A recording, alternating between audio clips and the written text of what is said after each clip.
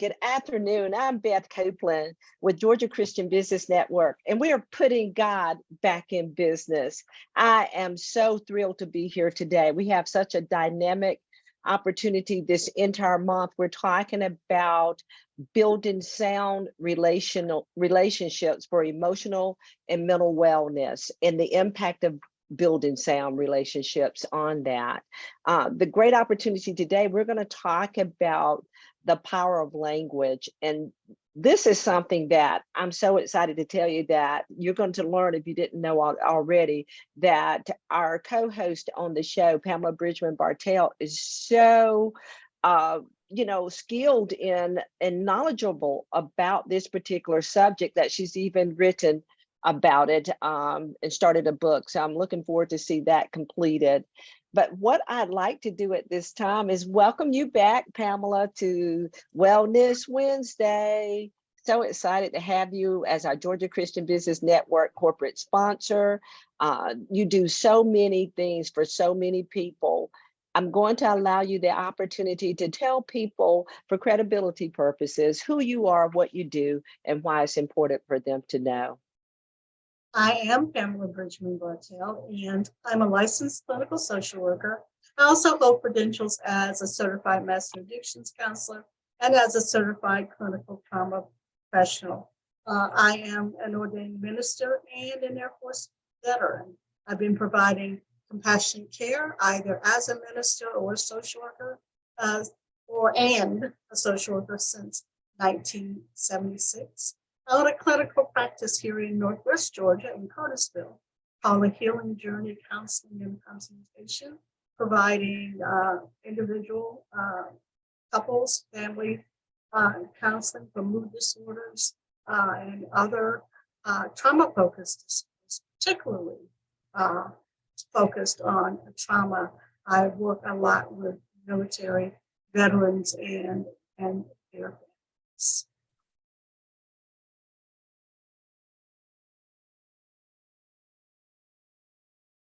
I can't hear you, Pamela. You can't hear me? Okay, now I can. Okay, yes, you went out for the last bit of your introduction, but you're here now. I can hear you now. So I'm so excited about today. I'm going to let you kick us off and jump in there and let us know the direction and the urgency of this topic. So today we're talking about communication in the year of the double. And we're going to be talking about not only aspects of communication, but also how to deal with communication when it goes awry. The scripture tells us that the tongue can bring life or death. Those who love to talk will reap the consequences. That's Proverbs 18:21 from the New Living Translation. Language is the building block of communication. And let me tell you how we know that language is the building block of communication. Not only is it equally destructive and creative, but it is the inherent power of language was authoritatively demonstrated by the fact that God himself revealed himself as the word, right? John 1:1 says, in the beginning was the word, and the word was with God, and the word was God. Language was also used to create the heavens and the earth. So that tells you how important it is that we harness the power of language. I don't know if you know what a harness is. I grew up on a farm, so my grandfather didn't have a tractor. He had a mule, and he would put a harness on that mule. And what that harness was a yoke that allowed him to guide that mule. So if that mule began to pull to the left or pull to the right, he could just pull back on that harness and get that mule to go in the direction that it should go. And that's what we do when we learn how to use language in an effective, empowering kind of way, we are harnessing it so that when it begins to go awry to the left or to the right, we pull it back so that we are creating a sense of safety, trust. And remember, we talked about trust and commitment last week. So we pull back on that harness. So we are creating that sense of safety, that sense of trust, that sense of commitment for the people with whom we are in a relationship, whether it's our family members, it's our friends, or as we here at Georgia Christian Business Network are talking about, whether it's with those with whom we interact in the marketplace or in the corporate. Wow. I love that. And I'm going to back up to the Proverbs 18:21, the power and recognizing that communication has, and our language there's in the tongue, the power that the tongue has, because that's the vehicle for communicating.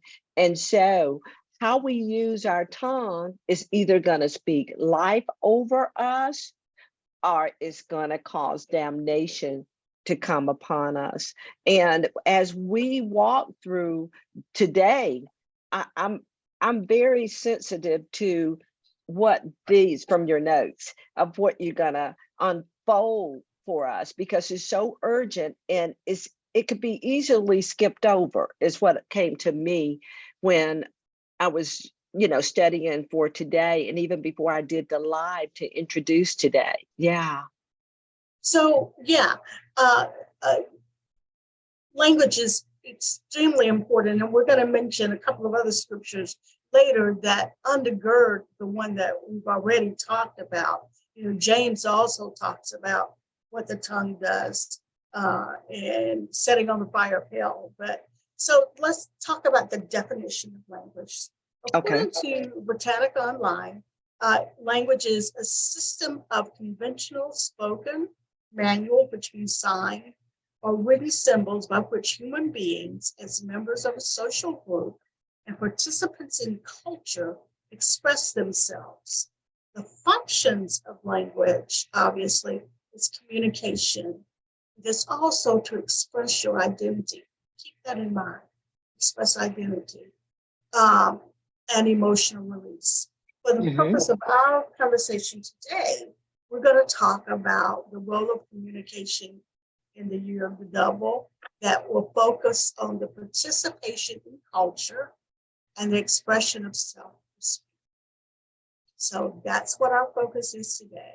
How our language impacts culture and how we express ourselves through speaking. So, as we've said before, those who talk will reap the benefits of its consequences. The message says, words kill, words give life. There is either poison or food. You choose. That's how the message is. You choose whether you speak life or death. And later on, when we begin to talk about some 4 different communication styles, you're going to choose whether you're going to be using that communication style that will kill your relationship, or the one that will build and kindle the relationship. But you choose. And so that's why it's wise for us to pray. And I find myself doing this so often, that the words of my mouth and the meditations of my heart be acceptable in your sight, O Lord. The meditations of your heart have to be according to Philippians 4:8. It must be true, noble, right, pure, lovely, admirable, and of a good report. Why? Because the things that you think about are going to eventually come out of it. And the thing that came to me is Proverbs 23, and I think it's 7 or 6. I'll look it up. But as a man thinketh in his heart, then so is he. And so it does start with your thought processes. What do you concentrate on? That's why I like the way that it says the meditations. uh, what you're thinking on, what you're pondering. And I love the way you couple Philippians 4:8. Like I told you, I love these notes. And the thing that it brought out is Proverbs 23:7, I'm correct, is for as a man thinketh in his heart, so is he. What are your thoughts? What are you thinking about? What do you concentrate on? And it's not just about your thoughts of yourself, but also of others. Absolutely. Where you are in life, what people are doing, what's happening in the world. How are you interpreting those things are making an impact on your emotional and mental well-being and taking us back to this it stems from the language that you're speaking. The language that you're speaking internally is the way I interpreted what we were studying here. Yeah. One of the things that as clinicians we say to patients is about reframing your thoughts so that you are thinking in an empowering way. And next month, when we talk about uprooting bitterness, this is going to come into play again, because one of the ways that you're going to have to, one of the things rather that you're going to have to do to uproot bitterness in order to experience double kindness, which is our topic for the month of March, is you're going to have to begin to say those different things to yourself. You're going to have to begin to say those things that are loving and kind to yourself about other people. So that, because it's hurt that causes bitterness. And so you have to say forgiving things, empowering things about that other person. But Pamela, that is so key what you just said. I just have to expound just briefly. And every time I leave my devotion, my personal devotion at home, and I got up really early because I had a breakfast study and I studied my own personal study, and I left Oswald Chambers' my utmost for his highest at home today. But one of the things that stuck out for me, and it is so key, is those things that you speak, especially when you're in a dark place in life, is what he's talking about, is that when you're in that dark place of life, it's key to what you're thinking, what you're feeling to produce the outcome. You move forward, because I'm going to look it up so that I can share specifically what he said, because it's instrumental to what you're talking about right now. So, yeah. So what we think about, we eventually put into words, and therefore we've got to ensure that what it is that we're thinking about, what we're meditating about, are those things that are as Philippians 4:8 tells us, true, noble, right, pure, lovely, admirable, and of a good report. Then James tells us in chapter 3:6 that the tongue is like a fire. It devours and can defile the body. And, some Bible scholars or just Sunday school teachers, not necessarily Bible scholars, they only apply that to, quote, the body of Christ. But, and again, when we talk about bitterness next week, you'll see how not just talking about the esoteric body, we're talking about your physical body. What you say can affect your physical body. Have you ever noticed that the more you complain about how bad you feel, the worse you feel? Yeah. If you'll begin to, say, maybe focus away from how bad you feel, it doesn't feel as bad. But here's the other way that words can affect the body. So if you say something that is extremely hurtful about another person to another person, it could provoke anxiety in them, which can cause them to have a stomachache, a headache. So it's not just in the air, body. It's not just, it is your physical body is affected. Life and death is in the power of the tongue. Yes. Spiritual life and spiritual death. But brothers and sisters, ladies and gentlemen, physical death and physical life are also in the power of the tongue. There have In been the power of the tongue. numerous studies that show that prayer, spoken prayer, positively affects the body. So life and death, spiritual life, spiritual death are in the power of the tongue, but physical life, physical death are also in the power of the tongue. James says to us that we should remember that what we say can defile. Most definitely. I think you were referencing James 3:6 there. I want to couple that with John 6:63. It is the spirit that quickeneth, the flesh profiteth nothing. The words that I speak unto you, they are spirit and they are life.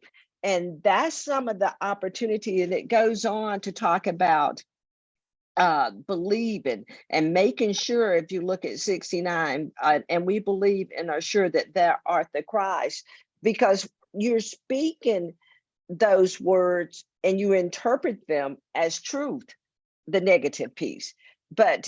And so it becomes truth because it's what Pamela opened us with. There is power in the words that we say. So they can produce, and that's how we'll go with people on their truth. But the truth. There is scientific evidence on the vibrations, like you hear things. That's why we joke and tell people to not talk aloud to themselves. I will often tell my patients, talk aloud to yourself. Talk aloud to yourself in an encouraging way, because your brain doesn't know who's talking to you. Your brain will hear those encouraging, empowering words, and your brain will respond to that. And it will affect your emotions, and it will affect your body. There is life and death in the power of the tongue. We communicate and how we communicate it as well. I found the passage, and it was yesterday's study. Okay. Oswald Chamber, February 14th. And I just want to read the last two paragraphs. At times, God's put us through the discipline of darkness to teach us to heed him. Some birds are taught to sing in the dark, and we are put in the shadow of God's hand until we learn to hear him. What I tell you in darkness, watch where God puts you into darkness. And when you're there, keep your mouth shut. Are you in the dark just now in your circumstances? Are in your life? Then remain quiet. If you open your mouth in the dark, you will talk in the wrong mood. Darkness is the time to listen. Don't talk to other people about it. Don't read books to find out the reason of the darkness, but listen and heed. If you talk to other people, you cannot hear what God is saying. When you're in the dark, listen, and God will give you a very precious message for someone else when you're in the light. And after every time of darkness, there comes a mixture of delight and humiliation. If there's delight only, I question whether or not we have heard from God at all. Delight in hearing God speak, but chiefly humiliation. What a long time I was in hearing that, how slow I've been in understanding that. And yet God has been saying it all these days and weeks. Now he gives you the gift of humiliation and brings the softness of heart that will always listen to God now. And I know some may not follow that, but I promise you it is essential to what we're saying right now. If you speak too soon, be quick to listen before you speak. And I like what you said about reframing what is about to come out of your mouth, because honestly, our first thoughts, because we are human, are probably not the thought that you want to allow to come forth from your mouth. Maybe reframing is an opportunity. Well, this is actually a good segue into what we're about to talk about. I'm about to share with you some research from Doctors John and Julie Gottman. They are world renowned. So Many of you who listen to this have probably heard of them. So I'm just going to share with you Dr. John and Julie Gottman's research on the Four Horsemen.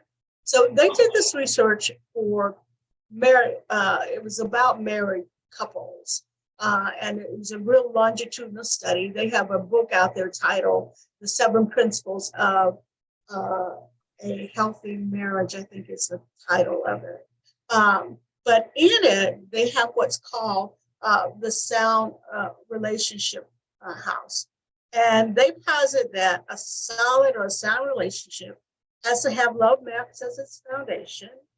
And by love maps, they mean understanding the other person's dreams and hopes and ideals. And so we can see how we were able to not only apply that to marriages, but even when you're in the workplace, if you're going to work with someone, especially if you're going to partner with someone in a business setting, you've got to understand what their, how their vision and your vision are compatible. And so it's understanding a person's hopes and all of that. The other thing is there has to be pillars of trust and commitment. And we talked about that last week.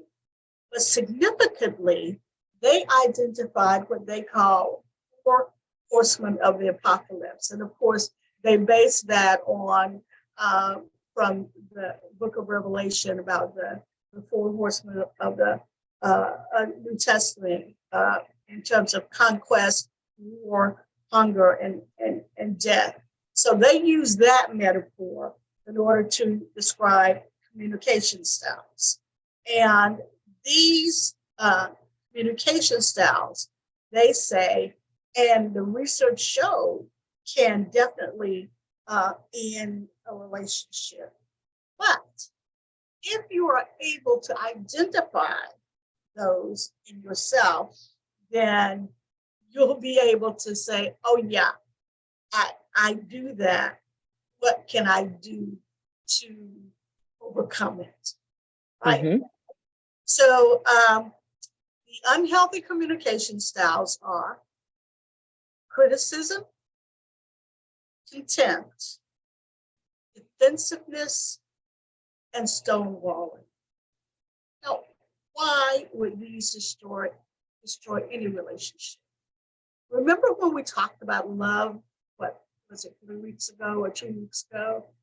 We talked about how love is the key to any relationship, even your business relationship. Well, these 4 communication styles are antithetical to love. And so that's why they would destroy the relationship.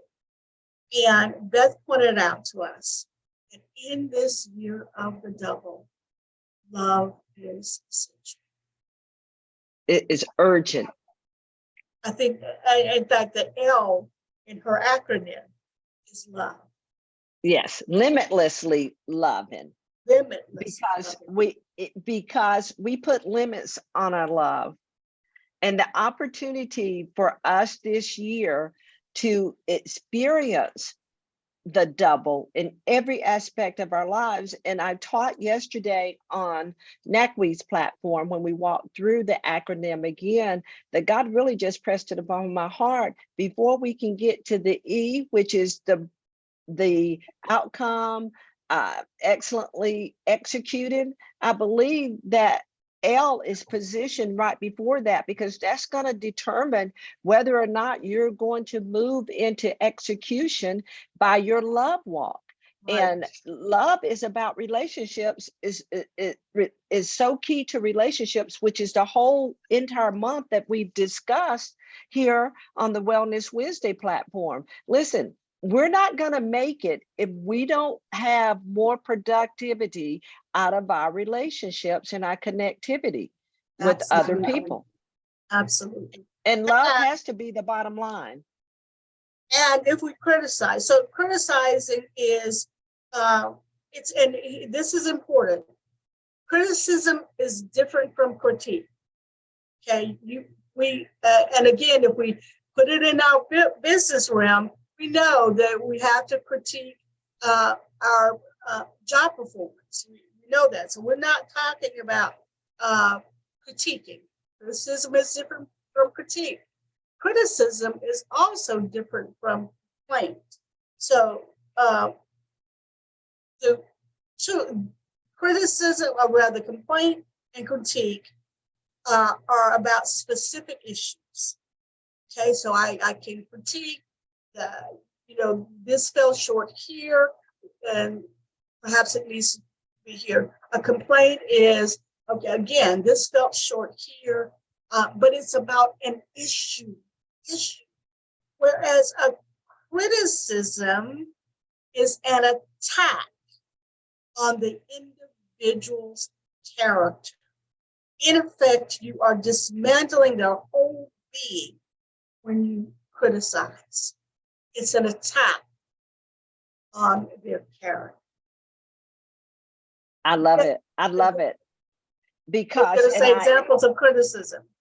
Right. Person's very character is being attacked when you're criticizing. And that highlighted for me in this, because that's what we're talking about. When you condemn someone for their very character, there's not going to be productivity in that, because they've closed you off. They can't hear you because you've attacked, and it's an attack mode. I know down the line you're going to talk about, or at least I thought I saw it, about how tone inflections are. Maybe we talked about it before, and then we'll talk about it again. Your body opportunities, because how this is so key, and I want you to speak to this, is how I say a thing. I can say the same thing and get through when I say it with love, like you've got it in here about seasoning your words with salt and such.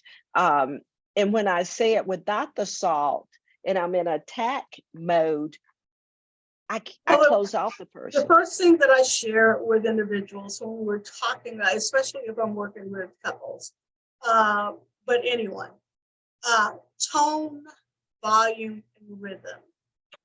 Tone, volume, and rhythm. Your tone has to be always respectful. Your volume, those of us who are parents understand inside voice, but your volume moderate, and your rhythm or pace of speech as well moderate. Of course, if you're sarcastic, that contempt, and we'll talk about that later. If you speak too loudly, even if you're not angry, it feels angry. Okay, that goes back to the vibration of sound. So if you speak too loudly, even if you're not angry, the other person experiences it as anger. And then you defensively say, I'm not angry, except that you were speaking so loudly, And so I tell couples, you have to be intentional. They'll say, well, one person may say, well, I just have a loud voice. And you have to be intentional about lowering your voice. Okay, that says something about one of the other things that the Gottmans talk about is turning toward each other. That says something about your willingness to be relational, is being intentional about lowering your naturally loud voice. If you speak too softly, people can't hear you. Same thing, if you speak too fast, people can't hear you. If you speak too slow, people think you think you're stupid. So your rhythm has to also be moderate. So tone, volume, rhythm. Close attention. And the thing that people think, I remember once I was talking with Jerome and I was like, what did you say?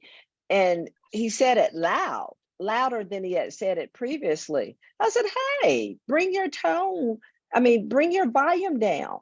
And he said, you said you couldn't hear me. I said, no, it wasn't that I couldn't hear you. I didn't understand how you enunciated your words. I didn't understand what you said.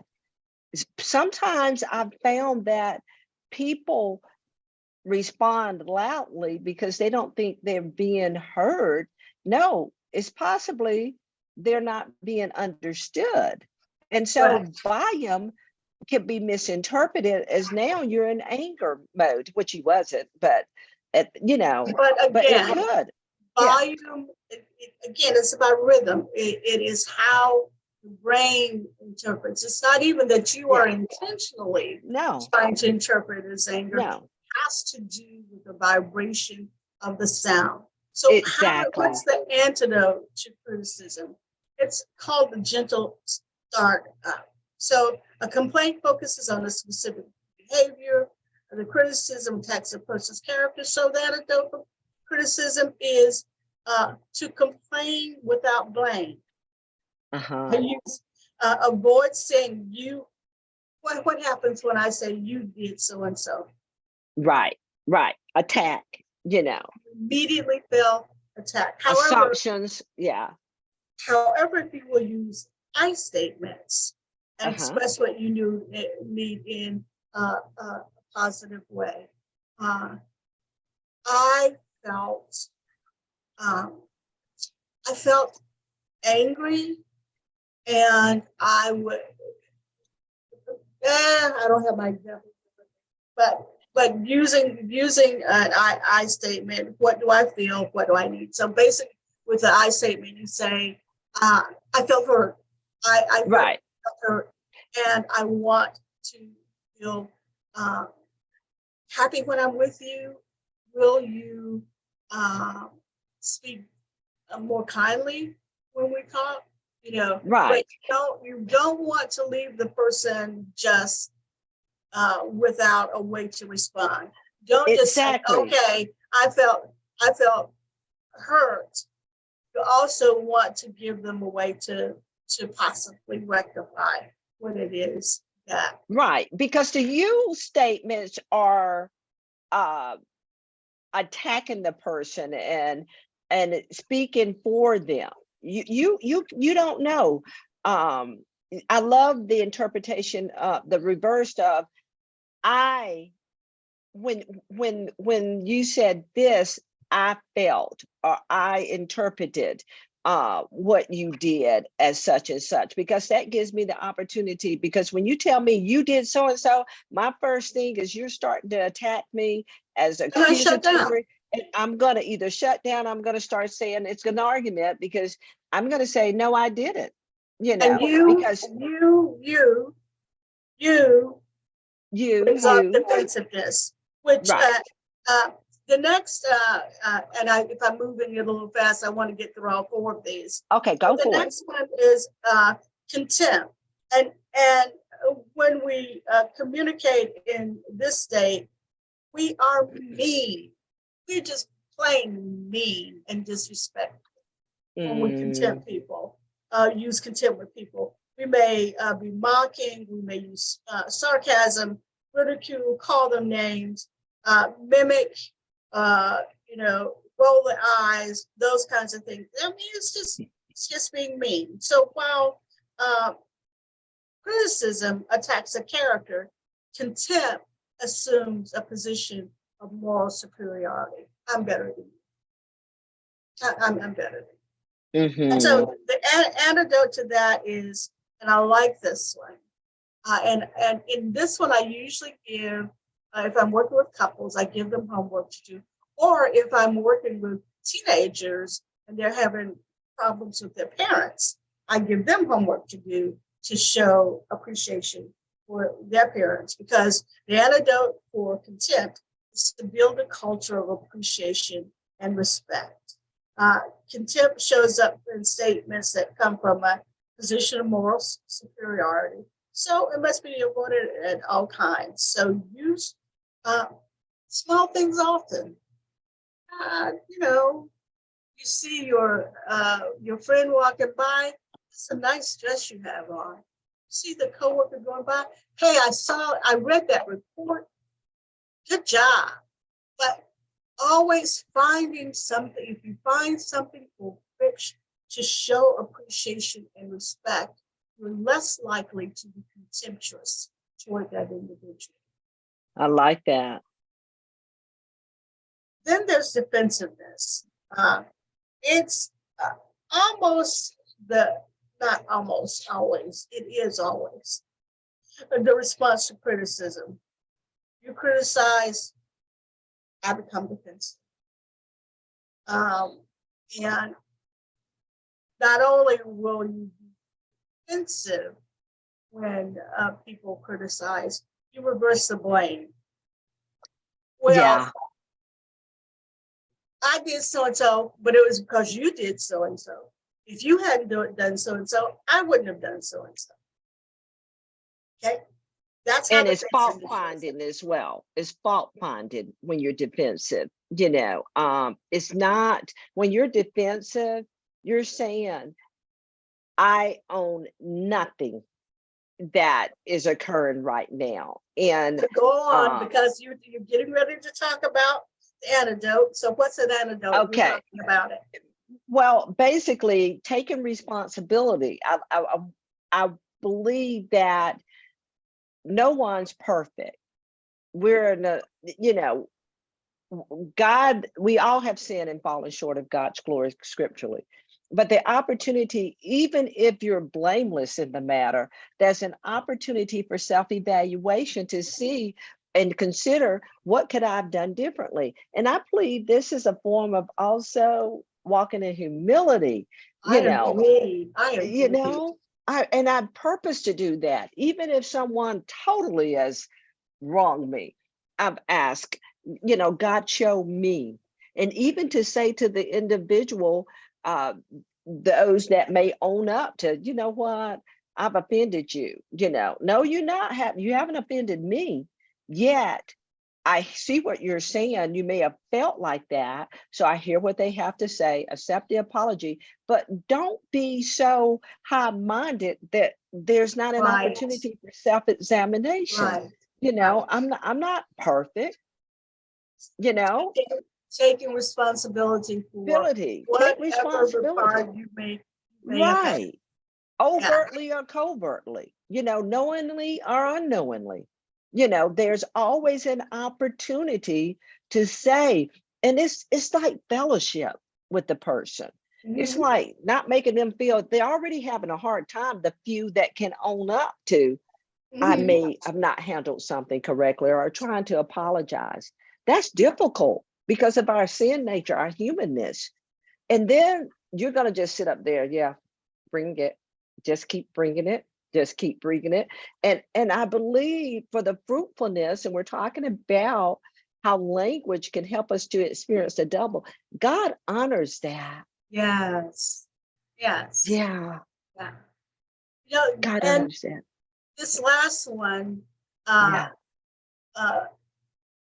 lot of people, most people do, and they think, well, that one's not too bad.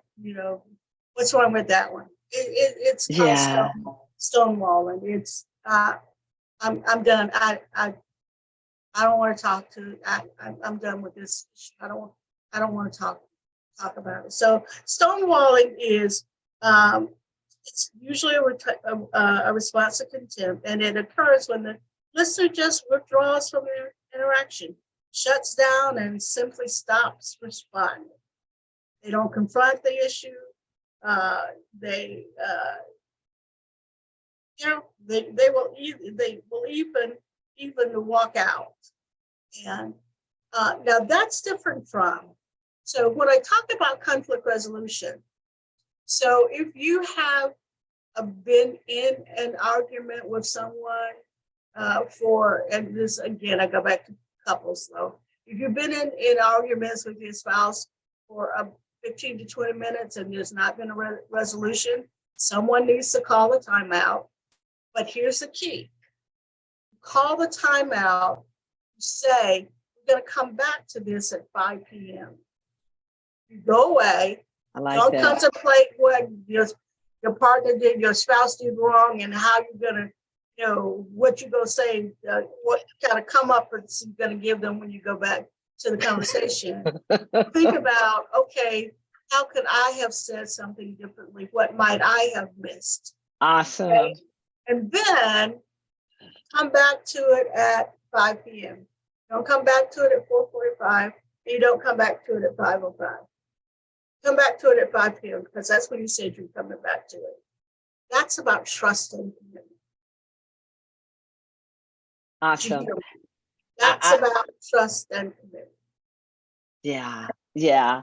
And I like the way you're not trying to process for the response that's going to prove yourself, but Right. you're actually processing for the opportunity for God to reveal to you how you could reframe. I'm stuck on that, I guess you see. To reframe what you said so that you could very well communicate better what it is you're trying to say. If you feel strongly still once you're doing the process that this is something that you need to be heard, and ask God for, how do I approach it to the extent that my partner, the person that I'm speaking to, whether it's in the workplace, whether it's in the home place, but the church place, that I'm being heard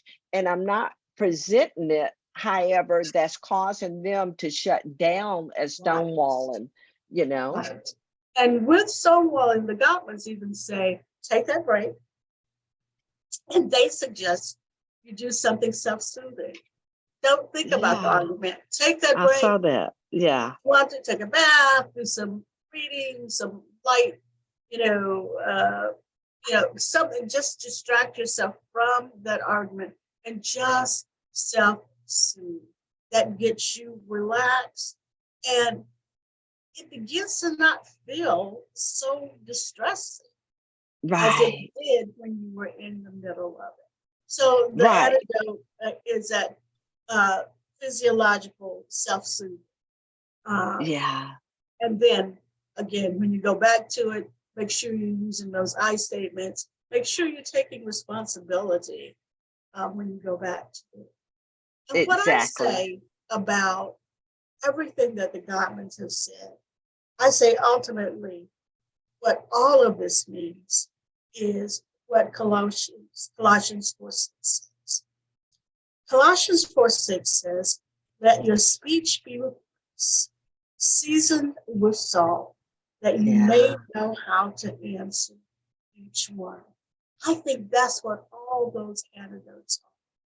It is your speech being seasoned with salt, the grace of God that allows to have effective communication, that allows you to harness the power of language. I also say that, and Beth, you can end us with this one. I also say the most effective way to harness the power of language and thus have effective communication with everyone is to let your yay be yay and your nay be nay, according to, what is it, Matthew 5:37. Yeah. Don't you close us out with that one? That is so good. Making a commitment to speak in truth requires that your yes be yes and your nay, nay.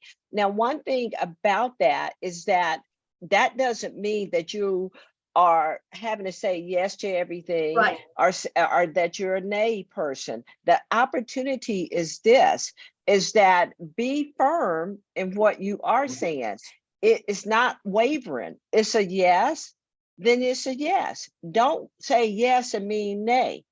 And don't say nay and mean yes. We have to be clear in communications, because what Pamela shared with us in Colossians 4, I want to back it up to the 3rd verse as we kind of seal this today. It says, with all praying also, what the 2nd says, so you have an understanding, continue in prayer and watching the same with thanksgiving.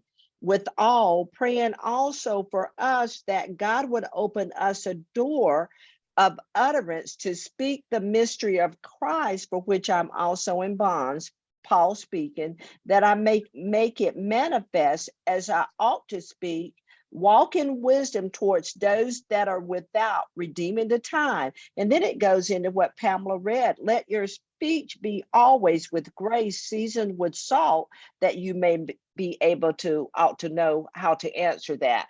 But the key to this is to understand the reason behind that is because people are watching us, especially when we name the name of Christ, so that and then your language open doors that no man can shut. So we're want to experience double this year. There are doors that God wants to open for each of us. And the opportunity is how we're responding to people, how we're responding to those that are in our presence. We never know who God has connected to come into our space and given us utterance, as Paul is saying, to speak, to be of greater witness to him. But he's asking us to walk in wisdom towards those who are without and redeem the time that is at hand, and letting our speech be always with grace. And in this particular point, I say grace is the power and ability, is what I've learned, but it's God's unmerited favor also. And so I've usually leaned towards the power and ability grace part, but here I want to say unmerited favor. If we'll use our language and how we speak to grant others unmerited favor. But you know what else? What in my Oswald chamber today, I'm assured it's the 15th, not yesterday's, today, but to be easy on yourself a little bit too. Lighten up on yourself. Don't be so destructive in how I speak to myself, but give myself that grace and season that with salt. That it's okay for me to have a moment. It's just what you do after you have that moment. This has been wonderful for me, Pamela. I want to thank Bianca for supporting us here on Zoom and watching out on Facebook as well. It's just amazing to have you on the team, Bianca, with the new structure of Georgia Christian Business Network. You're doing an amazing job. And I want to thank you for being over on the Facebook house. I don't even have to worry about seeing that at all. I just thank you for it and got everything right here for me. So next week so thank you, Bianca. You're doing a great job. And for those that may have also joined us on the Facebook side of the house or watch the replay, we want to thank you so much for doing that. Listen, next week on Take Charge Tuesday, you gotta be in the house.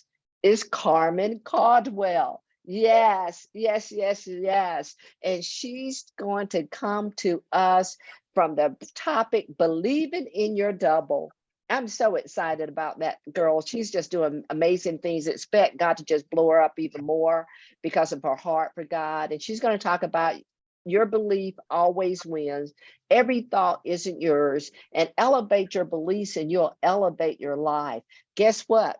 You're off next week on Wellness Wednesday, Pamela. You're excited. Take your break. But if you're up to it, come listen in to Julie Mills. She's going to be on the platform with me, and she's going to talk about your health, your wealth, the year of the double. And I'm just looking forward to having her here. And we've got an awesome announcement next week that Julie and I are partnering with.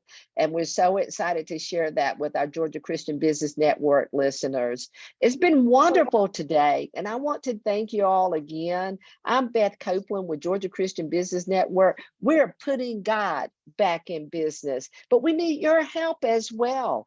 So I'm asking you to take a few minutes, visit our website, gcbnetwork.com.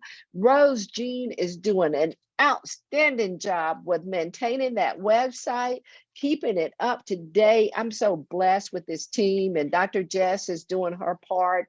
I'm going to re-announce our team in an upcoming newsletter. I was waiting on a couple other things before we send it out, but we're going to go ahead and send it out because we got so much to share with you already. So just thank you for visiting our website. join our efforts. It's now time, the year of the double, to become in closer relationship with God.